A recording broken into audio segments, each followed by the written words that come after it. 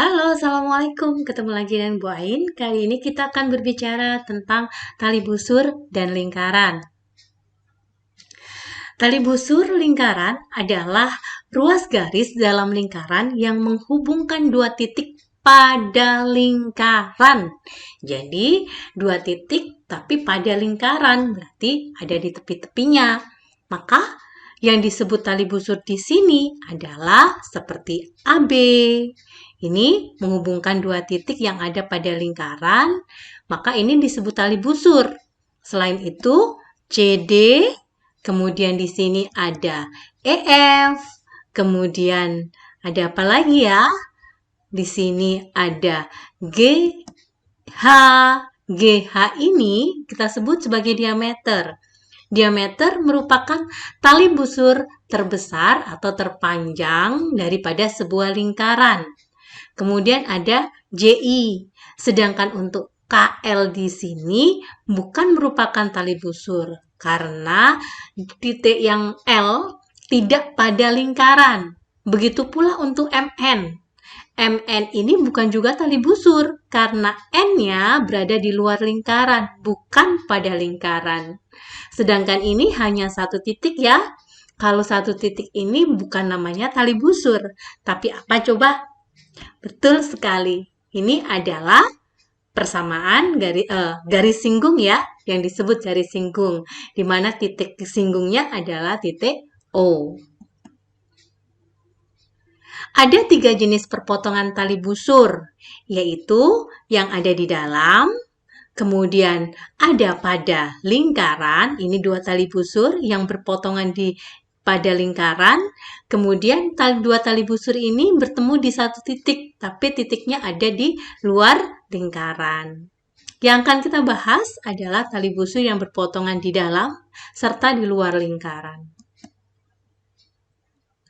Panjang 2 tali busur yang berpotongan di dalam lingkaran, coba kita amati di sini, tali busurnya adalah CB serta AD.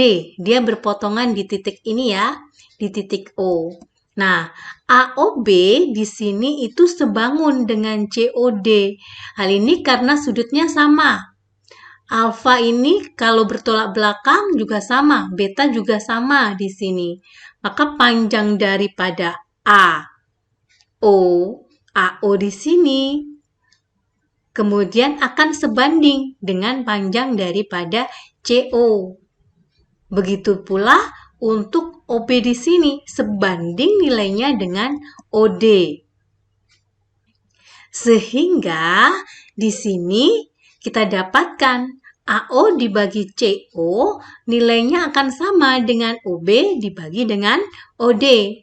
Kalau kita kali silang, maka AO dikali OD sama dengan OB kali CO. Hal ini dikatakan bahwa jika ada 2 tali busur yang berpotongan di dalam lingkaran, pada satu titik yang ada di dalam lingkaran tersebut, maka hasil kali dari satu tali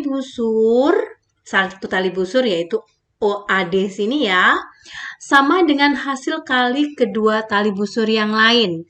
Jadi, perkalian dari AO dikali dengan OD sama dengan nilainya CO dikali dengan OB. Bagaimana dengan sudutnya? Sudut pada tali busur yang berpotongan di dalam lingkaran nih. Kalau sudut yang berpotongan di dalam lingkaran ini masih sama ya, tali busurnya adalah BD dan CE, di mana keduanya bertemu di satu titik yang namanya E. Sedangkan di sini ada titik pusat yang namanya O. Maka kita dapatkan BOC, BOA, AOD, serta DOC merupakan sudut pusat daripada lingkaran. Nah, karena bertemu pada satu titik yang bernama E, maka DEA, AEB, BEC, CED ini merupakan sudut yang dibentuk dari perpotongan 2 tali busur tersebut. Sehingga berlaku sifat ini, penjumlahan daripada yang berhadapan. Jadi kalau misalkan sisi yang diapit ya, yaitu kalau kita ambil nih BEC. BEC, maka dia setengah dari penjumlahan daripada COB dan BOA. DOA serta BOC. Itu adalah penjumlahan kemudian dibagi dengan 2. Coba kita cek lagi kalau AEB. AEB di sini ya. Maka penjumlahan dari sudut pusat BOA serta betul sekali COD. Kemudian dibagi 2, jangan lupa.